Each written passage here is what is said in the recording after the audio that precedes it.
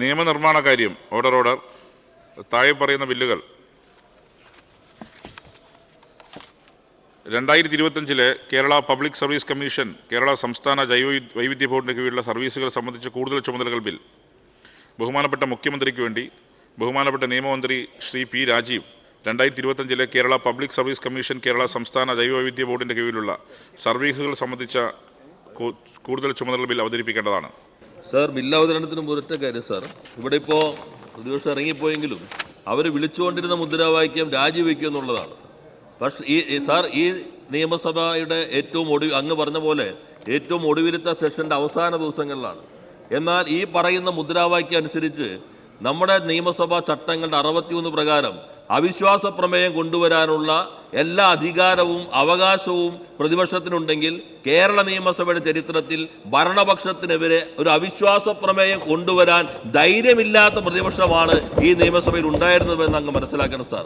അതേപോലെ ഒരു അവിശ്വാസവും പ്രതിപക്ഷത്തിനില്ലാത്ത ഒരു ഭരണപക്ഷം, ഒരു അവിശ്വാസവും പ്രതിപക്ഷത്തിന് നിയമസഭയ്ക്കകത്തില്ലാത്ത ഒരു ഭരണപക്ഷമാണ് സാർ ഈ സഭയ്ക്കകത്തുള്ളത് എന്ന കാര്യം കൂടി ഞാൻ അങ്ങയുടെ ശ്രദ്ധയിൽപ്പെടുത്തുന്നു.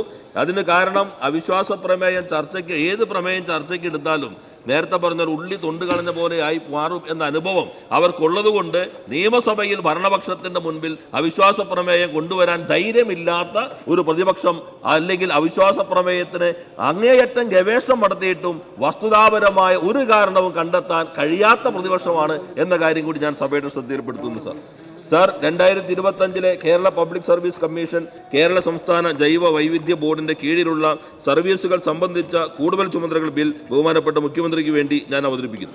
Bill അവതരിപ്പിച്ചിരിക്കുന്നു.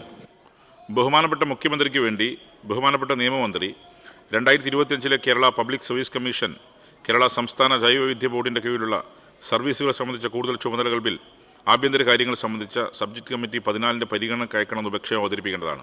Sir, 2025 Kerala public service commission Kerala സംസ്ഥാന ജൈവ വൈവിധ്യ ബോർഡിന്റെ കീഴിലുള്ള സർവീസുകൾ സംബന്ധിച്ച കൂടുതൽ ചുമതലകൾ ബിൽ ആഭ്യന്തര കാര്യങ്ങൾ സംബന്ധിച്ച സബ്ജക്ട് കമ്മിറ്റി 14 പരിഗണനയ്ക്ക് അയക്കണമെന്ന് ഉപക്ഷേപം ഞാൻ അവതരിപ്പിക്കുന്നു. ഉപക്ഷേപത്തെ പിന്താങ്ങേണ്ടതാണ്.